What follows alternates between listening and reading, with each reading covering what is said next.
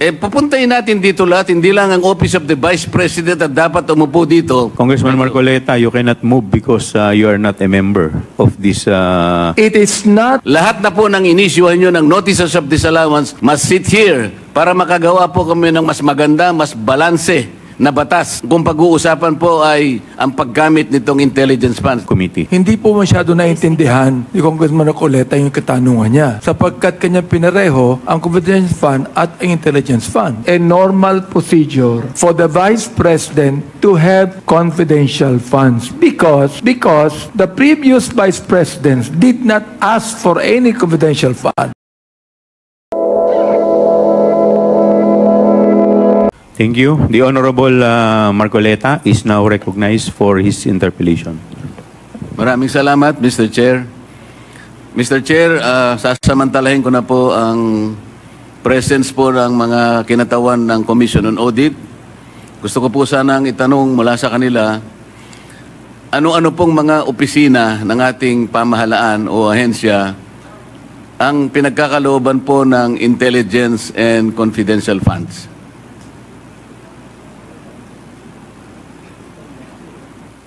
Attorney Camora, please respond. Confidential funds are given to NGAs, to LGUs, and some GOCCs po.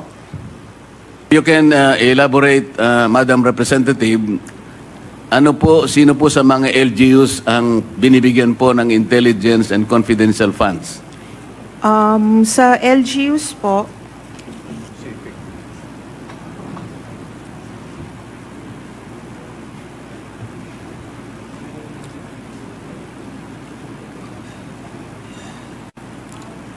depende po sa LGU, sa POP po nila, Mr. Chair.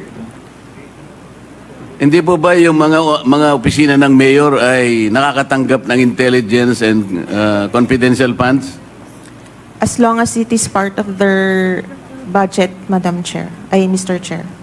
Kaya nga po tinatanong ko sa inyo, kayo po nakakaalam kasi kung sino-sino sa kanila. Karaniwan po yung opisina ng mayor, nakatatanggap po, maaaring hindi lahat, ngunit nakatatanggap po basically yung opisina ng mayor. Tama po? According to the joint circular po, LGUs whose peace and order is a priority concern, sila po usually yung nag-allocate ng confidential funds. Kaya nga po, base po sa record ninyo, may mga mayors po, opisina ng mayor ang nakatatanggap ng confidential and intelligence funds. Kasi po kayo ang nag-o-audit eh. Yes po, Mr. Chair. Para hindi na tayo magtagal, ganun lang kasi. Pati po opisina ng gobernador nakakatanggap din po ng ganung klaseng pondo, hindi po ba? Yes, Mr. Chair. Yun pong PNP nakakatanggap po. Intelligence fund po sa Opo, PNP. yung AFP nakakatanggap po. Yes po, Mr. Ang Chair. opisina po ng ating Pangulo ay nakakatanggap po ng intelligence funds. Yes, Mr. Chair. Ngayon po sa mga karamihan po ng opisina ng mayor at opisina ng gobernador at alimpang mga LGUs na maaaring makatanggap nito, depende sa kanilang pangangailangan. Yung AFP at saka yung ating kapulisan at ang ating ang opisina po ng ating Panguluhan, masasabi po ba ninyo na merong na-issuean po ng notice or notices of disallowance sa napakaraming opisina na tumatanggap ng ganitong pondo? Mr. Chair, pagka meron naman pong mga ibang agencies na katanggap. Kaya nga po gusto ko pong malaman, halimbawa 2022 at saka 2023, ballpark figures lang po, ilan po sa mga official, sa mga opisina ng mayor na nakatanggap ng confidential or intelligence funds ang subjected to notices of disallowance? Ilan po sa opisina ng gobernador? Ganun din po yung tanong. At saka sa iba't ibang mga opisina pa, para malaman lang natin, kahit ballpark figures lang, ilan po yung na-issue nyo na notices of disallowance concerning these types of funds? Mr. Chair, wala po kaming data on the said information today because we only have data on the OVP po. I cannot give an exact number Bakit today. po? Kasasabi nyo lang na meron din kayong sinubject sa notice of disallowance eh. Bakit po yung opisina lang ng OBP ang meron kayong record? Yung hawak po namin ngayon, Mr. Chair, since ito po yung subject ng inquiry, we are prepared as to the OVP. Pero as to other O sige po, agencies- ganito na lang. Meron po ba kayong estimated na bilang ng na-issue nyo na kayo po kasi pag intelligence and confidential funds, kayo po yung auditing unit ang nakatoka para tingnan po ang pagkakagasta ng tipo ng fondong ito. Tama po? Tama po, Mr. Okay. Chair. Makapagsasabi po ba kayo ng estimated number? Ito po, kinabibilangan ng opisina ng mayor, ng gobernador, ng ISAP, ng kung ano-ano, ng siguro po, maski National Intelligence Security Council, AFP, ang kapulisan. Can you provide us a ballpark number of the notices of disallowance that your office has initially issued? Mr. Chair, I cannot give you a ballpark figure now since hindi naman po ako involved sa entire ICFAO. So, Wala po bang isa sa inyo na nakaupo ngayon sa aming harapan ang makapagbibigay man lang ng estimated number? Napakarami po ng mayor, napakarami po ng gobernador. precisely, sir, kaya sa ibang division, wala po akong... Pwede ba natin sabing 100 or 500 notices of disallowance? I cannot say po, Mr. Chair. How can you help us? We are supposed to be doing this in aid of legislation. Kaya namin kayo pinatawag para tulungan nyo kami. Mr. Chair, Ang sabi po ng jurisprudence, which was quoted by no less than the former Chief Justice of the Supreme Court, Reynato Puno, quoting various jurisprudence. Kasama na po yung Arnold versus Nazareno. There should be a legislative purpose. That's number one requirement. The number two requirement, there should be pertinency in relation to those legislative purpose. Kaya po Congressman Marcoleta, tinatanong you ko, have 1 minute. tinatanong ko po ngayon, gaano karami, o sige ganito na lang, marami ba ang na-issue nyo po na notices of disallowance in connection with these types of fund?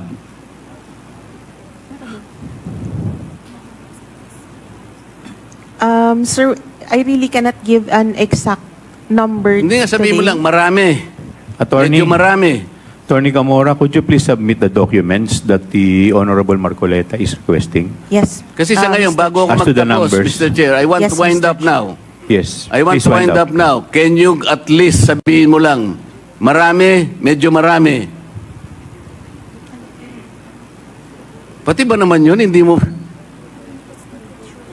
Ang dami po nating mayor dito sa buong Pilipinas, ang daming gobernador, pati kapulisan, ISAP, AFP.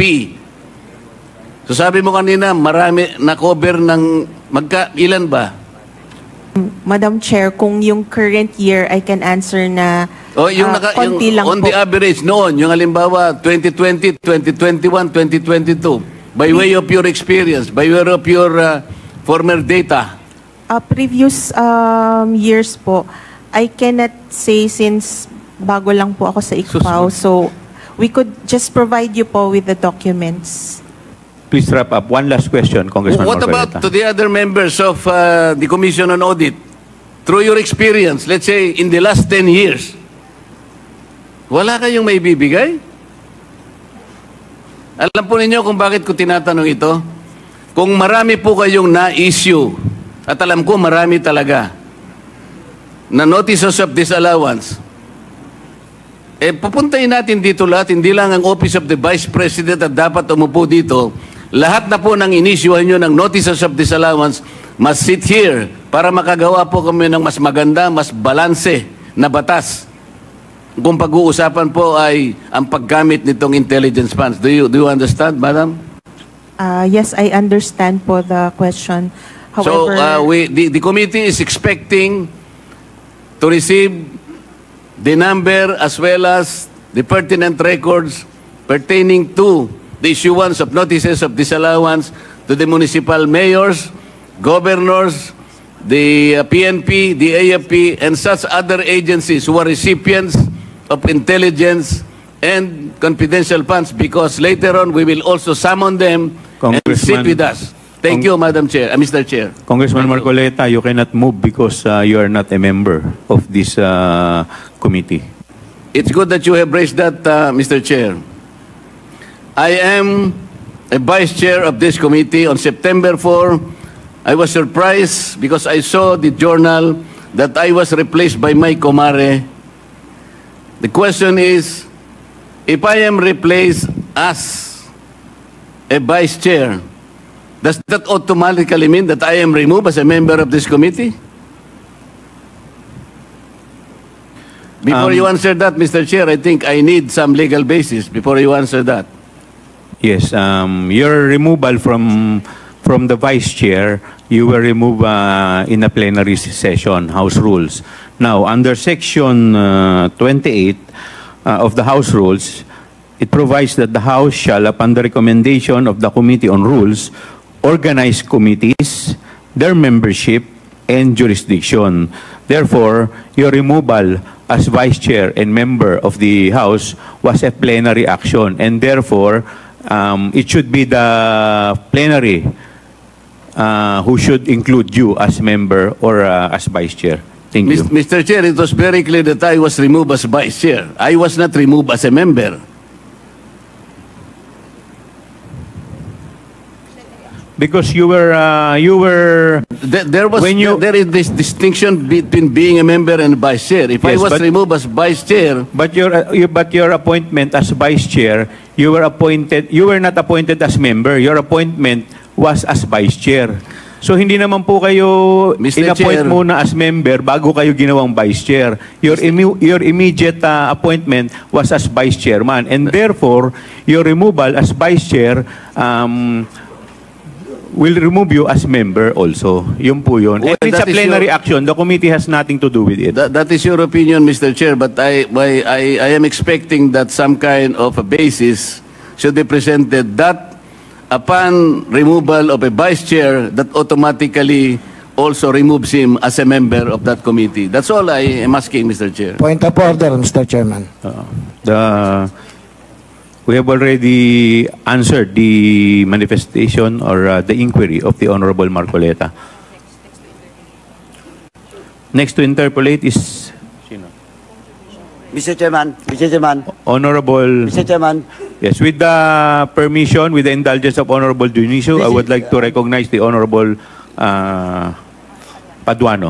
Mr. Chairman, under our rules, there's a motion for a point of order. And this is one of the highest motion that should be ruled by the chairman. So, Mr. Chairman, just a parliamentary procedure, the chairman should recognize the person that moves for a point of order, because that is one of the highest motion that should be recognized by the chairman. Thank you, Mr. Chairman. Noted. Honorable Mr. Chair, Honorable Vice Chairman Abante. with the indulgence of Congressman Dionisio, may I be recognized? Mr. Chairman, Yes, within that- just a point of inquiry. There's a motion for a point of order, and I have stated that is one of the highest, well, in fact, second highest motion.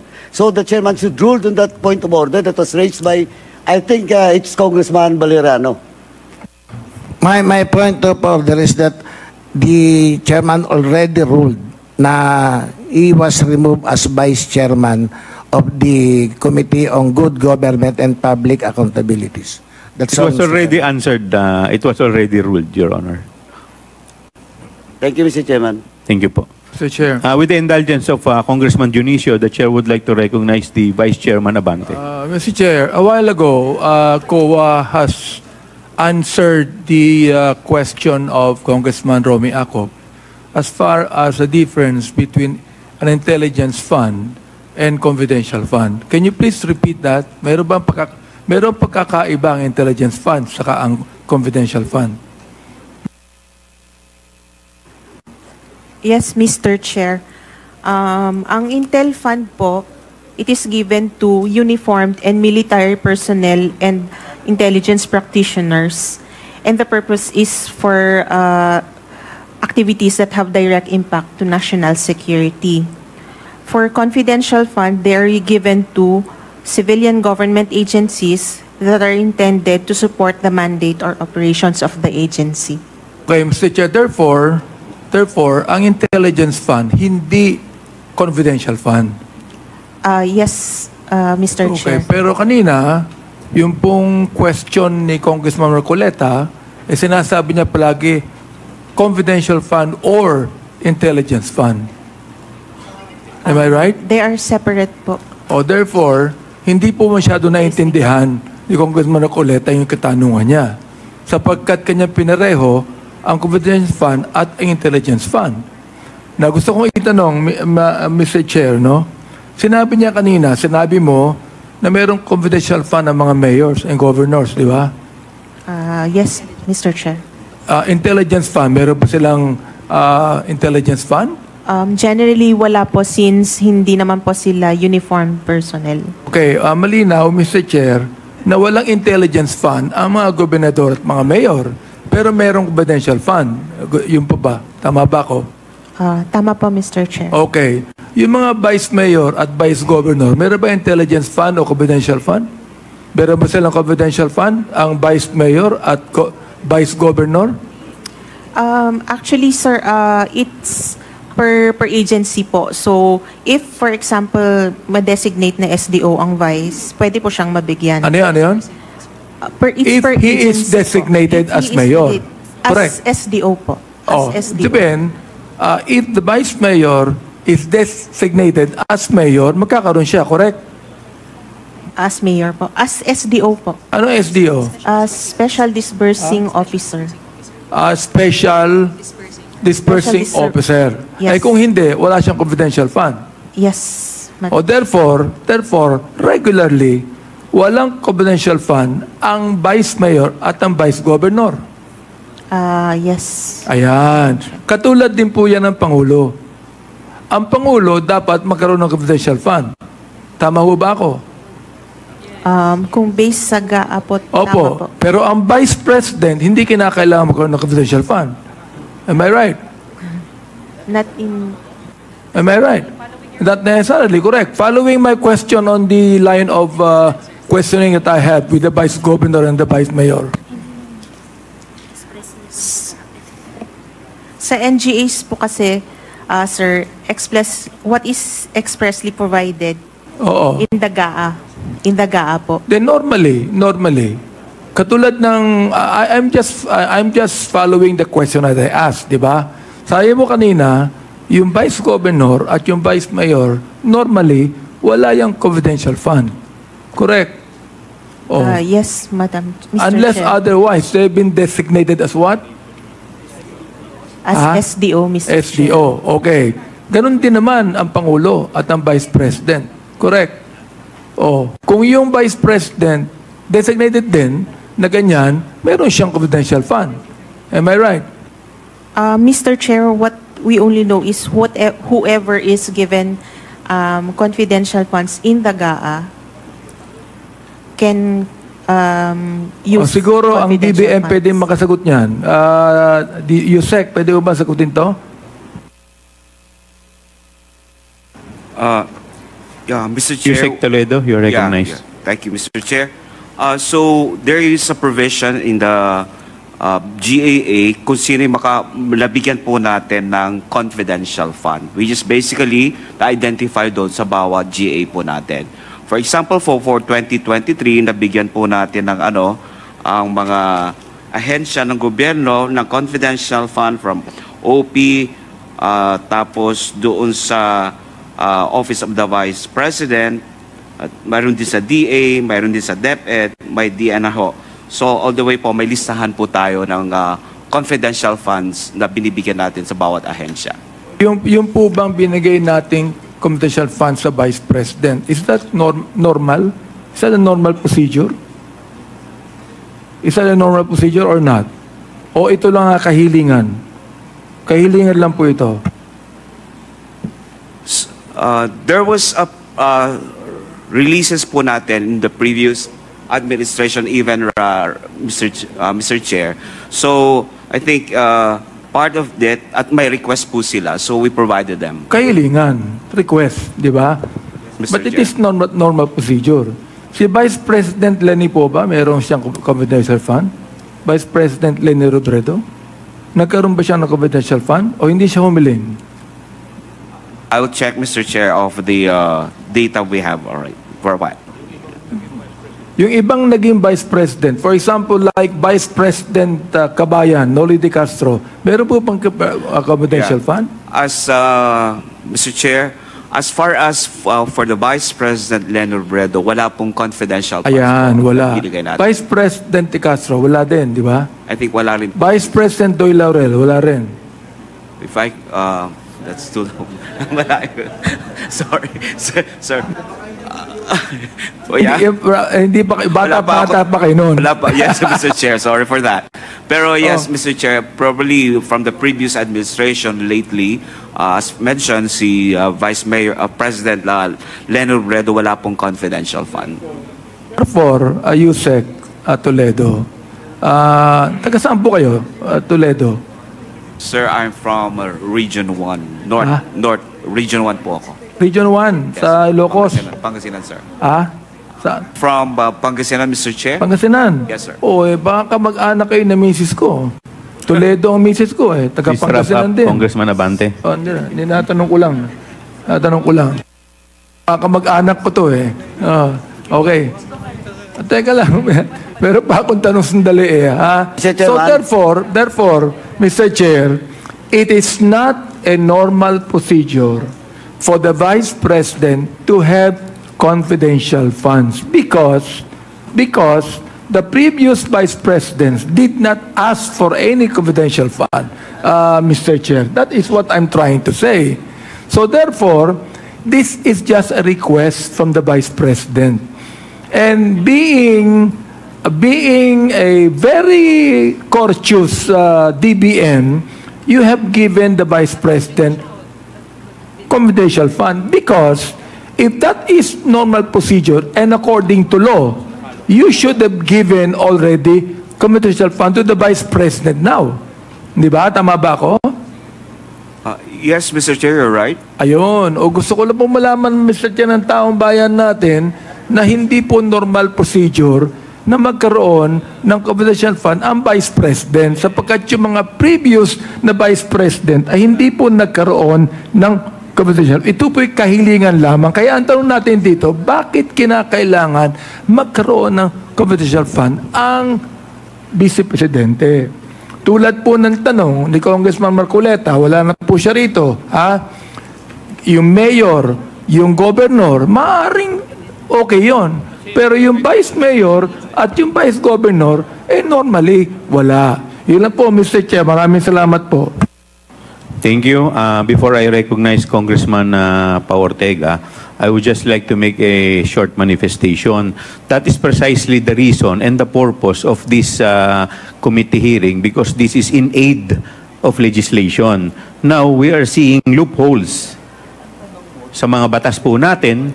Kaya nga po, ginagawa po natin ito so that we will be able to draft or enact laws that will help us set certain parameters with respect to this issue. Kasi ngayon lang po natin nakikita to